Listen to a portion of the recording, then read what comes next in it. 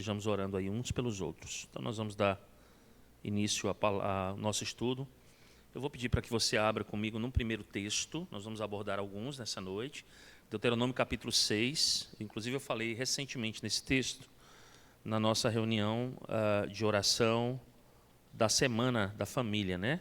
Nós tivemos aí orações nos lares e eu citei esse texto, né? Eu fiz uma rápida meditação com uma aplicação para a família. E hoje o nosso fundamento bíblico para a vida da igreja ele diz respeito exatamente a isso. O nosso tema dessa noite é vida bíblica em família.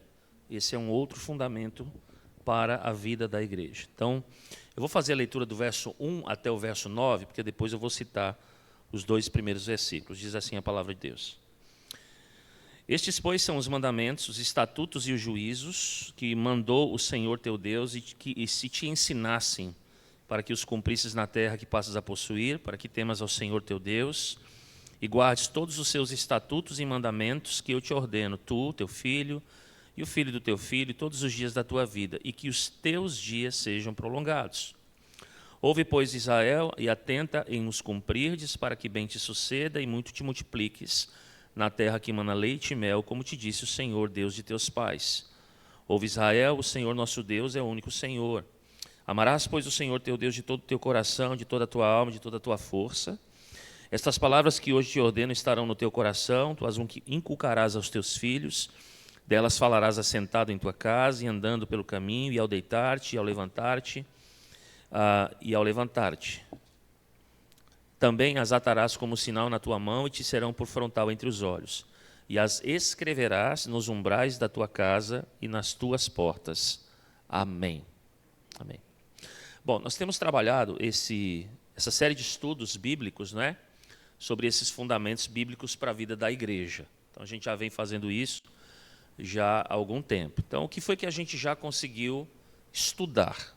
Sobre o que nós já conseguimos meditar? Nós olhamos para o contexto, falamos sobre o contexto inicialmente, o contexto cultural no qual nós nos encontramos hoje como cristãos, reunidos numa congregação local, exatamente em volta, né, tendo essa cultura em volta da igreja.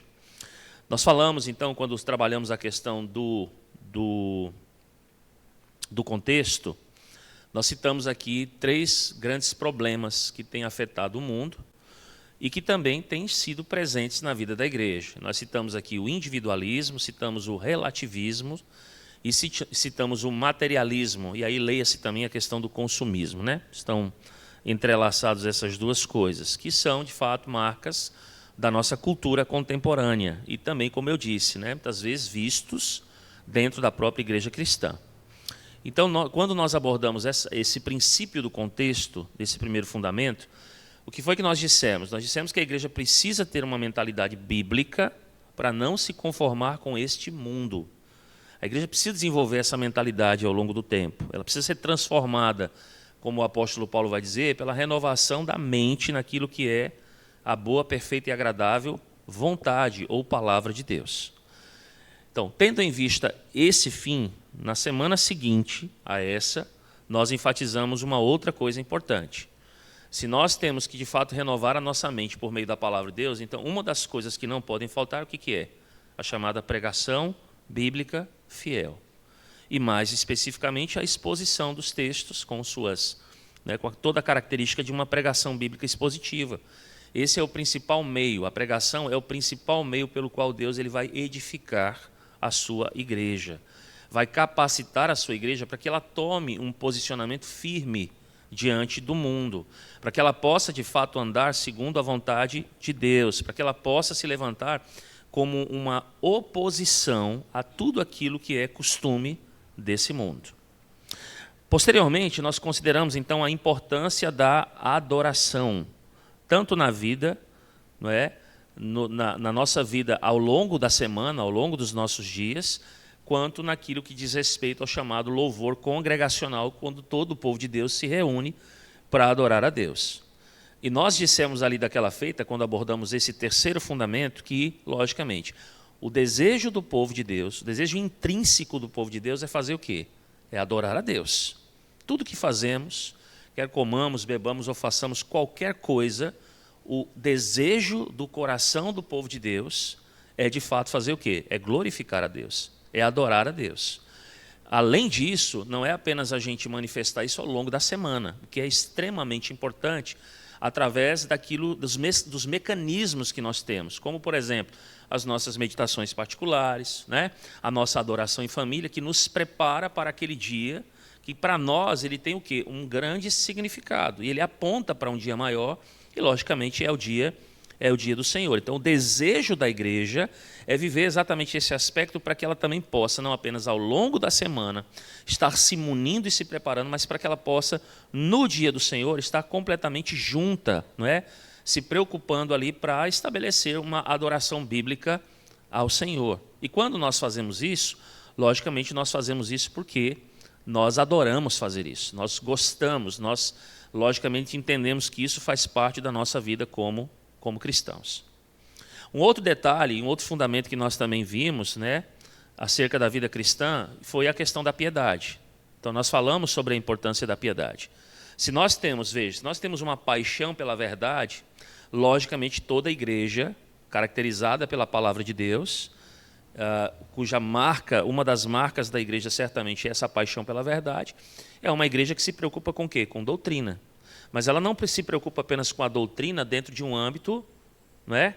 Aqui, ó, mental apenas. Ela é uma igreja que deseja também fazer o quê? Viver aquilo que ela prega, viver aquilo que ela recebe de conhecimento da palavra de Deus. E isso recebendo essa instrução, logicamente que o povo de Deus ele deseja se parecer mais com o Senhor, que diz em sua palavra, sede santos, porque eu sou o quê? Santo. Então é o desejo do povo de Deus crescer em piedade, em santificação. E aí, para isso, logicamente, nós temos todo o fundamento da palavra de Deus, com suas doutrinas, né? Com suas doutrinas cardeais, com seus pontos específicos. Nós estudamos todas essas coisas para que a nossa vida, né, ela possa ser marcada exatamente por isso. Principalmente no mundo no qual nós estamos, que é um mundo muito relativista, né? Onde a própria verdade de Deus ela é muitas vezes descaracterizada, não é considerada, ela é misturada com muitas coisas. Então, uma igreja que tem uma paixão pela verdade, logicamente, ela quer viver essa verdade, ela quer se tornar uma igreja mais piedosa, ela quer ter uma saúde, digamos assim, dentro daquele aspecto que lhe é concedido pela palavra de Deus. Bom, hoje, como eu falei, nós vamos abordar o tema vida bíblica em família. E aí eu quero que você vá agora, nós lemos Deuteronômio capítulo 6, quero que você vá agora comigo para Filipenses capítulo 2, tá bom?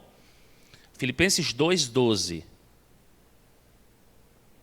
E a gente vai começar a ver aqui algumas coisas de maneira introdutória, depois eu vou estabelecendo alguns pontos com vocês. Então vamos lá os argumentos, tá? Filipenses 2:12, veja o que Paulo diz. Assim, pois, amados meus, como sempre obedecestes, não só na minha presença, porém muito mais agora na minha ausência, desenvolvei a vossa salvação com temor e tremor. Está até aí. O que nós temos aqui em Filipenses 2:12? Eu li um versículo. Mas você tem, e se você vê, por exemplo, como esse versículo começa, ele estabelece uma conclusão, porque ele usa uma palavrazinha aí, que é exatamente para concluir. Pois, portanto, assim sendo. Então nós temos uma conclusão. Mas, pastor, isso é a conclusão de quê? Isso é a conclusão de dois grandes argumentos que Paulo trabalha um pouquinho antes, tá bom? E que argumentos são esses? Deixa eu chegar aqui em Filipenses 2:12. E você vai entender que argumentos. Primeiro, o primeiro grande argumento do apóstolo Paulo aí é um argumento que, inclusive, eu vou até usar o tema que está na sua Bíblia. Quando ele vai trazer um ânimo, ele vai animar os irmãos a que haja o quê? Uma união fraternal no meio do povo de Deus. Marcado pelo quê? Pela humildade. Esse é o primeiro grande argumento. Então, Paulo vai dizer assim: se há, pois, alguma exortação em Cristo, alguma consolação de amor, alguma comunhão do Espírito, se há entranhados afetos e misericórdias, completai a minha alegria, de modo que penseis a mesma coisa, tenhais o mesmo amor, sejais unidos de alma, tendo o mesmo sentimento. Não façais por partidarismo ou vanglória, mas por humildade, considerando cada um aos outros a si mesmo, superiores a si mesmo. Não tenha cada um em vista o que é propriamente seu, senão cada qual o que é também dos outros. Esse é o primeiro grande argumento, ok? Qual é o segundo grande argumento? O segundo grande argumento agora é você olhar para Cristo. Ele chama a igreja a viver em unidade, em amor fraternal, com base em quê? Humildade. Mas o exemplo de humildade maior que nós temos, ele vai mostrar quem é, o padrão para nós. É Cristo. Esse é o segundo argumento dele. Veja, ele continua. Tende em vós o mesmo sentimento que houve também em Cristo Jesus. Pois ele, subsistindo em forma de Deus, não julgou com usurpação o ser igual a Deus. Antes, a si mesmo se esvaziou, assumindo a forma de servo, tornando-se em semelhança de homens e reconhecido em figura humana. E a si mesmo se humilhou, tornando-se obediente até morte e morte de cruz. Pelo que também Deus o exaltou sobremaneira e lhe deu um nome que está acima de todo nome, para que ao nome de Jesus se dobre todo o joelho nos céus, na terra e debaixo da terra, e toda língua confesse que Jesus Cristo é o Senhor, para a glória de Deus, Pai. Aí agora ele conclui. Assim, pois, portanto, diante destas duas argumentações, Paulo vai concluir dizendo: amados meus, como sempre obedecestes, não só na minha presença, porém muito mais agora na minha ausência, desenvolvei a vossa salvação com temor e tremor. Qual é a base? Os dois grandes argumentos que precedem. Eu vou resumir o que ele está dizendo em outras palavras. O que ele está dizendo? Levem a sério o seu crescimento na graça. A graça foi derramada. Vocês são igreja de Cristo. Mas o corpo de Jesus, irmãos, ele não pode permanecer letárgico, sem se desenvolver. É necessário uma seriedade da nossa parte como membros da igreja, para que este corpo esteja o quê? Crescendo, desenvolvendo, amadurecendo. Paulo está dizendo, levem a sério isso. Levem a sério o vosso crescimento na graça. Vocês têm que fazer o quê? Em outras palavras, trabalhem na sua santificação. Quando ele fala em desenvolver a vossa salvação, ele está falando aqui, não está falando daquele primeiro momento em que fomos salvos na cruz. Ele está falando que nós estamos sendo, veja, porque existe isso, deixa eu explicar para vocês. Nós fomos salvos na cruz, existe uma perspectiva em que já temos o passado. Nós estamos sendo salvos, que é a perspectiva presente, que é o quê? A nossa santificação. E nós seremos salvos, que é o quê? A consumação. Ok? Entendam isso. Ele está falando da segunda parte, em que nós temos que desenvolver, então, a nossa o quê? Santificação. Ou seja, há uma necessidade que nós nos esforcemos para crescer na graça, para que sejamos mais santos, para sermos mais semelhantes a este Cristo, que ele diz que se humilhou, que não usurpou ser igual a quem? A Deus. E ele diz que nós temos que fazer isso com temor e tremor diante do Senhor. Levem a sério, Paulo está dizendo. Agora, por que eles deveriam proceder dessa maneira? Vejam o que ele diz no verso 13. Porque Deus é quem efetua em vós tanto querer como o realizar segundo a sua boa vontade. O que Paulo está ensinando aqui, irmãos? Em outras palavras, que a razão pela qual nós devemos nos esforçar, veja, vocês devem se esforçar para crescer em quê? Santificação, para se parecerem mais com quem? Com Cristo. A razão pela qual nós devemos nos esforçar na busca de santificação não é porque nós nos fortalecemos com os nossos próprios esforços. Olha que coisa interessante. Ele diz, se esforce, mas você não vai prevalecer pelos vossos próprios esforços. Ele vai dizer que a razão pela qual nós devemos nos esforçar na obra de santidade é porque Deus está fazendo o quê? Operando em nós. Ou seja, Ele está operando em nós para que Ele mesmo possa produzir santidade. Ou seja, Deus em nós suscita uma resposta da nossa parte. Aí você vai ver como isso vai casar perfeitamente quando a Bíblia diz assim, Paulo lá, né, em Efésios, quando ele vai dizer que as boas obras foram preparadas de antemão para que nós andássemos. Percebem? Tudo é um ato de Deus. Até o nosso esforço é porque Deus suscita essa nossa força para que a gente possa sair da letargia e desenvolver um estágio de santificação bem mais elevado. E isso, agora, logicamente, isso requer de nós o quê? Esforço, vontade. Isso requer de nós, irmãos, disciplina. Mas percebam, e eu reitero mais uma vez, Tudo isso se baseia na graça de quem? De Deus. Deus está realizando isso em nós. E vejam, aí você vai ver como é que Deus vai fazendo. Esta graça de Deus nos permite crescer também em disciplina. Ela nos mune exatamente disso, né? Dessa disciplina. Esse trabalho que Deus faz em nós permite com que nós possamos crescer, inclusive no desejo e na vontade por santificação. Esse trabalho de Deus, por meio da graça de Deus em nós, permite, irmãos, que nós nos esforcemos. Por quê? Porque em todo esse processo, o fundamento e o alicerce não somos nós, mas é Deus. Que Deus bom. Não é, irmãos? Que Deus misericordioso. Que Deus gracioso. Então, é Ele. Deus é o alicerce, Ele é a base de todos os nossos próprios esforços com os quais nós respondemos. Portanto, nós podemos responder agora a uma pergunta. Que pergunta é essa, pastor? Como uma congregação, uma igreja como a nossa, ela pode crescer em santidade? Como? Primeira coisa, eu já disse. Primeira coisa é começando pela graça de Deus. Entendendo esse aspecto da graça. Primeira coisa. Nós estamos certos em dizer o seguinte, que uma congregação cresce na sua santificação através dos meios de graça. Quais foram, irmãos, os meios de graça que Deus designou para nós, para a sua igreja? Lembram deles?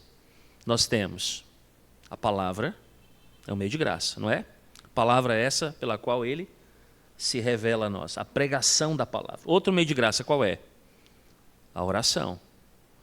Outro meio de graça qual é? Sacramentos. As três principais coisas que Ele designou para nós: a sua palavra, a oração e o sacramento. Há uma variedade de coisas pelas quais Deus também usa a sua igreja para crescer na sua graça. Mas essas são as principais. Agora, deixa eu só fazer aqui uma observação que eu acho importante, baseada e alicerçada exatamente no tema dessa noite. Eu não creio que nós estaríamos errados se nós argumentássemos aqui e disséssemos que Deus também designou as famílias. Não estou dizendo que a família é um meio de graça. O que eu estou dizendo é que a família é um instrumento de Deus. Eu vou usar aqui o que um certo teólogo usa quando ele diz que a família é para ser um berçário para a santificação da igreja. A gente não tem um berçáriozinho ali para as crianças pequenas, para prepará-las para onde? Para que um dia estejam aqui. Vamos preparando ali para que... Exatamente isso. A família foi como se fosse um berçário para a santificação da igreja, para ser uma escola vital, a escola primária vital para o discipulado cristão. E logicamente que isso vai reverberar onde? Na congregação, porque a congregação, por meio disso, ela vai crescer de maneira mais profunda e ampla em santidade. Vocês entendem isso, irmãos? Vejam a importância da família para a igreja. A família é a igreja também, mas eu estou falando aqui disto. A família é um elemento extremamente importante usado para Deus, para que o elemento maior e a família maior, ela seja cada dia mais conformada a Cristo. Então as coisas começam aonde? Em casa, no lar. E é exatamente sobre isso que eu quero me aprofundar com vocês. Nós lemos lá Deuteronômio no primeiro texto, lembra? Diga, minha irmã. Do berçário?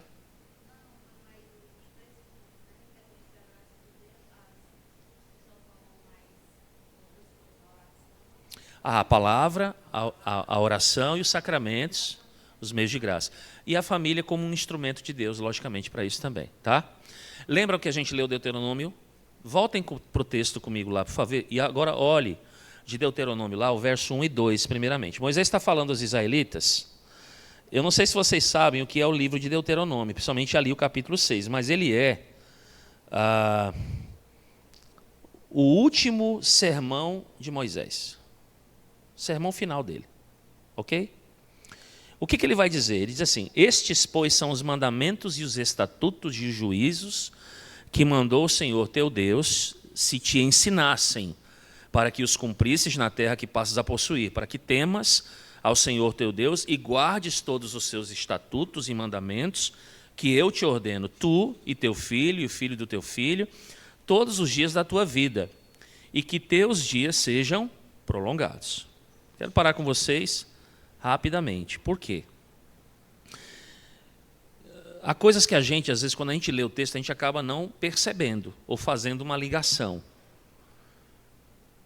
Mas deixa eu fazer uma aqui que eu acho que é interessante. Irmãos, vocês percebem aqui que nós estamos diante de uma das mais belas definições do que é um discipulado cristão? Olhem as palavras. Em resumo, o que ele está dizendo, irmãos? É pensar que, e agir biblicamente. É o que ele está falando nesses versículos. Não é apenas pensar biblicamente, é agir biblicamente. Olha o que ele diz. Ele diz, estão aqui os mandamentos que você deve o quê? Cumprir. Ele não diz que são mandamentos que você apenas deve o quê? Ouvir. Ele diz que você deve conhecer esses mandamentos, que você deve receber e aceitar esses mandamentos, que você deve crer nesses mandamentos, que são os mandamentos que ele, inclusive, ensina a praticar, a fazer e a concretizar como uma conduta de vida cristã. O que é isso, irmãos? Isso é discipulado. Isso é discipulado. Então percebam que o ensino desse homem de Deus, escolhido, não é, pelo Senhor, pelo Espírito Santo, para revelar a palavra, não é apenas que os israelitas concordem com um conjunto de doutrinas. Não. Um conjunto de verdades. Não é apenas para isso. Que ele, logicamente, teve a responsabilidade de ensinar, assim como todos os demais ali. Mas que eles não apenas recebam isso, mas pratiquem isso de verdade. Portanto, o discipulado cristão, a santidade, implica em pensar e agir biblicamente. Eu vou repetir. O discipulado é intelectualidade e vida prática. Que a gente fala na teologia que é o quê? A ortodoxia e a ortopraxia. Teologia e prática caminham de mãos dadas. Ok, irmãos? Agora, diga, minha irmã.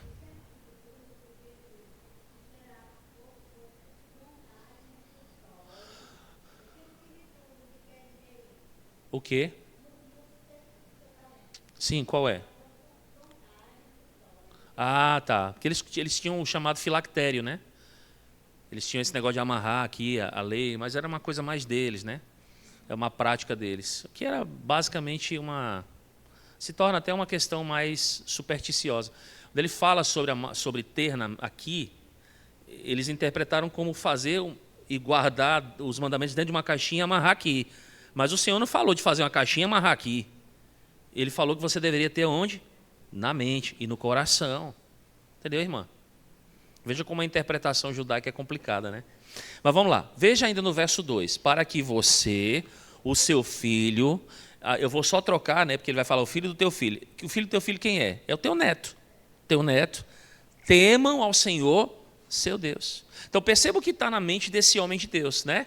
Sendo usado aí pelo Espírito Santo. Ele deseja que a santificação, ela se o quê? Ela se espalhe por toda a congregação, mas que ela não fique vinculada apenas a uma geração. Olha que coisa interessante, irmãos. Mas para que ela possa se espalhar pela congregação, ela possa marcar o quê? Gerações, não apenas aquela geração e aquela congregação atual. Imagine a primeira igreja hoje.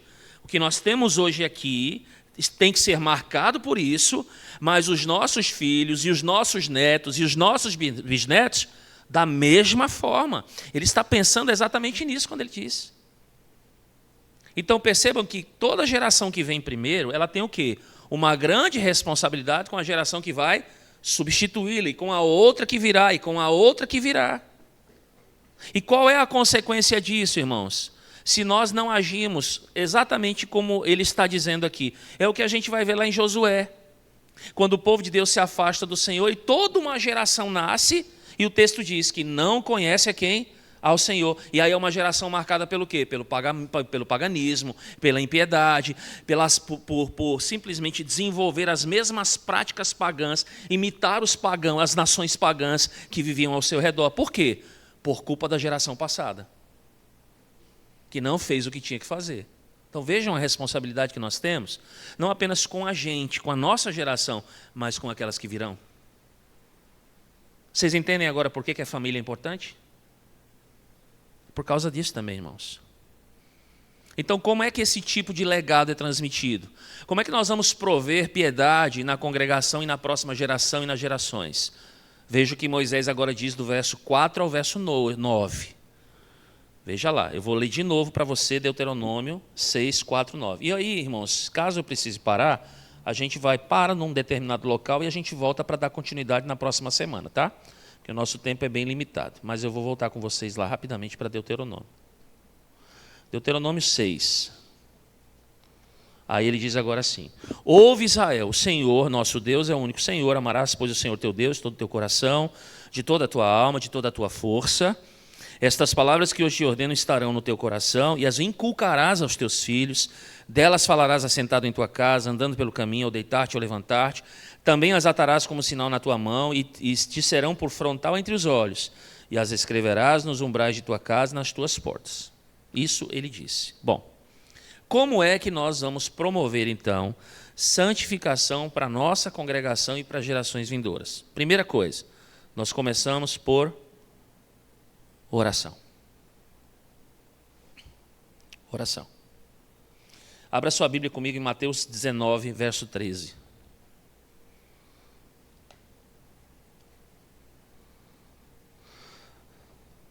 Mateus 19, verso 13. Diz assim o texto. Vou ler 13, 14 e 15. Diz assim: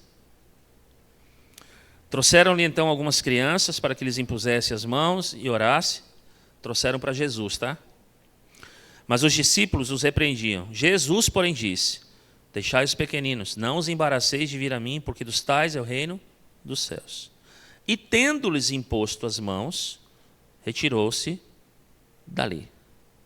O verso 13 diz lá na parte B: para que lhes impusesse as mãos e orasse. Orasse por quem? Pelas crianças. Então vejam, estavam trazendo as crianças, pedindo que Jesus orasse por elas. Os discípulos ficam no caminho, dizendo: olha, Jesus está ocupado demais. E Jesus faz exatamente aquilo que lhe pedem. Ele ora por essas crianças. Ele permite que as crianças venham a ele, vai dizer que delas das tais, não é? É o reino, e ele ora pelas crianças e ele abençoa aquelas crianças. O que foi que Jesus fez, irmãos? Ele deu um exemplo. Ele deu um exemplo. Irmãos, embora hoje a gente possa ter em primeira instância, neste estudo que eu estou dando, a ideia de que há uma aplicação aqui aos pais, de fato há uma aplicação para os pais, para os filhos em casa, essa mensagem não é apenas para a família, para uma família, essa mensagem é para toda a igreja. Como assim? Eu vou explicar. Todos nós temos que ter experiências, ou já tivemos, ou teremos, mas eu creio que pela nossa idade aqui, nós já tivemos experiências com pessoas que de alguma forma marcaram a nossa vida. Foi ou não foi? Alguém que de repente disse alguma coisa, que agiu de alguma forma, sendo familiar, sendo um irmão em Cristo, sendo, né, alguém até mesmo de fora da família, mas que influenciou as nossas vidas, trazendo algumas contribuições que foram muito profundas para nós. Bom, o que é que eu quero dizer com isso? Quer sejamos pais, quer nós sejamos avós, quer sejamos bisavós, quer sejamos tios e tias, todos nós temos que contribuir de alguma maneira para a vida dos outros, para a vida das famílias. Todos nós precisamos encorajar, irmãos, as famílias da nossa congregação. E vejam, isso deveria ser uma prioridade constante na vida da igreja. Todos imbuídos de estarem incentivando as famílias a terem uma prioridade mais profunda com Deus, a se afastarem ao mesmo tempo, não é, dessa opressão caracterizada pela nossa cultura contemporânea. E por que eu estou dizendo isso? Por que todos nós deveríamos contribuir, estender a nossa mão, as nossas orações, não é? Aquilo que é necessário. Irmãos, olhem para os casamentos. Os casamentos na igreja estão sob ataque de quem? Do maligno. Estão ou não estão? Estão. Os casamentos estão sob ataque, irmãos. As famílias estão sob ataque. Eu disse a vocês, e quando eu preguei aqui em Efésios capítulo 2, eu não, mas Paulo, né, o próprio Deus falando, que nós temos um príncipe nesse mundo que é Satanás. Nós não temos um príncipe, né? Eles têm um príncipe, um elalê, nesse mundo que é o diabo. E que é esse o espírito que atua nos filhos do quê? Da desobediência, irmãos. E eles exercem opressão contra a igreja. Onde? No seu núcleo, no núcleo que forma a igreja. Qual é o núcleo que forma a igreja, irmãos? É a família. E o que eles querem minar? Casamentos, os relacionamentos nas familiares, com pais e filhos. Eles querem frustrar a estratégia de Deus, o projeto de Deus para a promoção da santificação da congregação, que é por meio de quem? Da família, das próximas gerações. Então, se nós paramos e pensamos nisso, o que deveria ser do nosso interesse, irmãos? A saúde da nossa igreja. Você não ama a primeira igreja na qual você congrega? Ama seus irmãos? Zele por eles. Como é que eu vou zelar por eles? De duas formas. A minha casa, pega lá o que Josué vai dizer, eu e minha casa serviremos a quem? A Deus. A minha casa precisa ser um lugar, a minha família precisa ser um lugar onde eu estou promovendo santidade. Ao mesmo tempo que me preocupo com as outras famílias da igreja estarem fazendo o quê? O mesmo. Como é que eu faço isso? Não é indo lá e botando o dedo na família, não, mas é orando por eles, é incentivando essas famílias, é sabendo que quando há um problema eu posso me aproximar para, quem sabe, trazer uma palavra, dar um abraço, trazer um conforto. Não é assim que tem que ser, irmãos. Se eu estou preocupado com a igreja e eu digo, eu amo a minha igreja, eu preciso zelar. E como é que a gente zela? O nível fundamental do projeto de Deus são os lares. E não importa o seu estado civil. Não importa a tua situação na vida, todos nós devemos ter uma agenda que comporte auxiliar as famílias da igreja. Auxiliar as famílias da igreja. Deixa eu dar um exemplo muito prático disso. Eu já até falei sobre isso, mas eu vou repetir. Às vezes você quer fazer um trabalho com casais na igreja e tem casais que têm filhos. E nós não encontramos um único adolescente ou jovem solteiro para dizer, vão, que eu vou ficar com os filhos de vocês? Vão que eu vou ajudar porque vocês precisam investir no casamento de vocês? Não é verdade?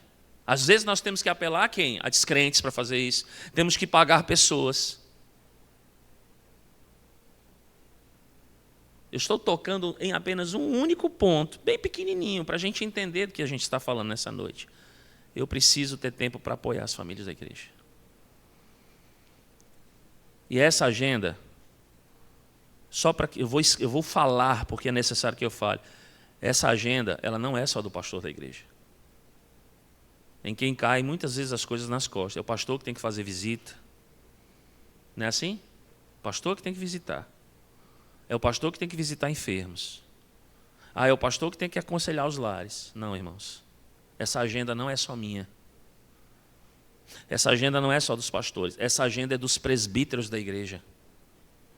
Essa agenda é dos oficiais, dos ministros. Essa agenda é de cada um de vocês da igreja.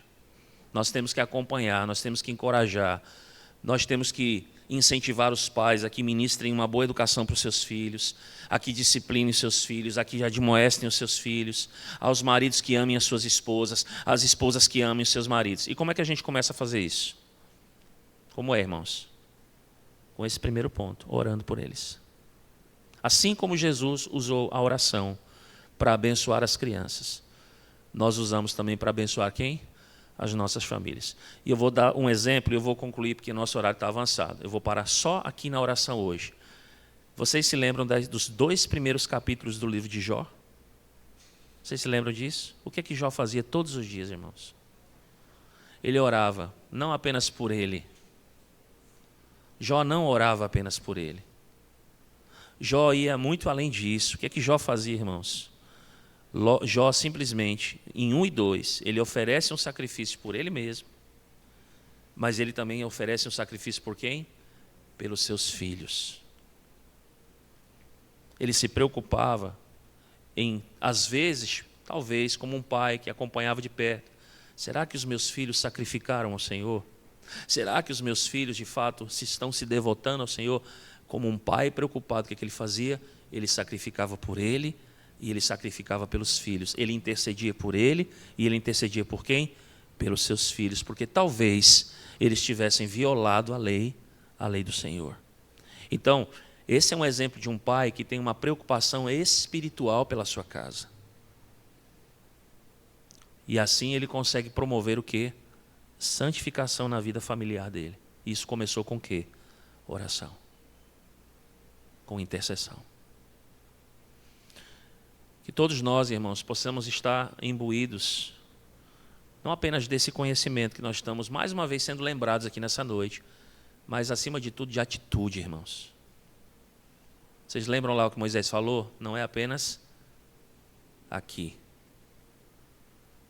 É ouvir, é conhecer, é crer e praticar, para a glória de Deus. Vamos orar? Santíssimo Deus, nos ajuda, Senhor, a termos uma vida familiar que reverbere, ó Deus, com tremendo significado na vida da nossa congregação local. Para tanto, ó Deus, abençoa as nossas famílias. Como? Nos mune, ó Deus, do desejo pela Tua palavra. De adquirirmos conhecimento, ó Deus, a boa teologia, a boa doutrina bíblica. Mas não apenas isso, ó Deus.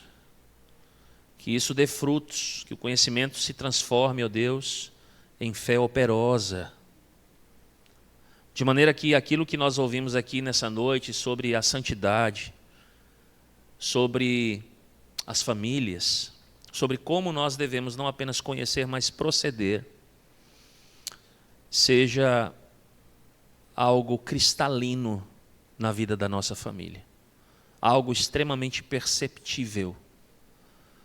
Algo que em só se ver, em só se vislumbrar, já tem um grande impacto na vida daqueles que convivem com a gente. Ao mesmo tempo, ó Deus, oramos para que o Senhor transforme a vida desta igreja. Esta igreja precisa ser transformada dia após dia, ó Deus, para a honra e glória do Teu santo nome. Trabalhe, ó Deus, nas famílias. Todas as famílias, ó Deus, enfrentam os seus desafios, alguns maiores, outros menores. Mas certamente um dos grandes desafios que toda família tem, que é comum a todos os nossos lares,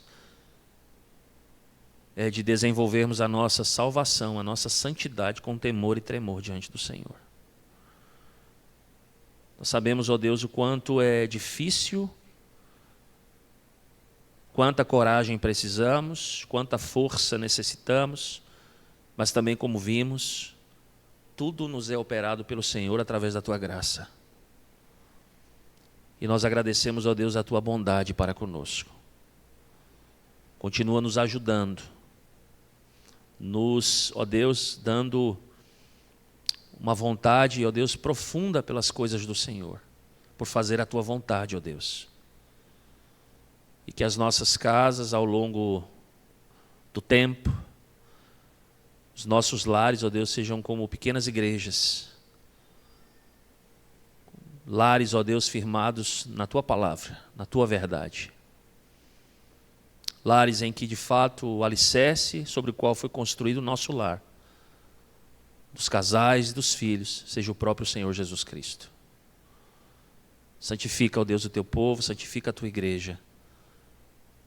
Nós te pedimos isso, humildemente, em o nome de Jesus.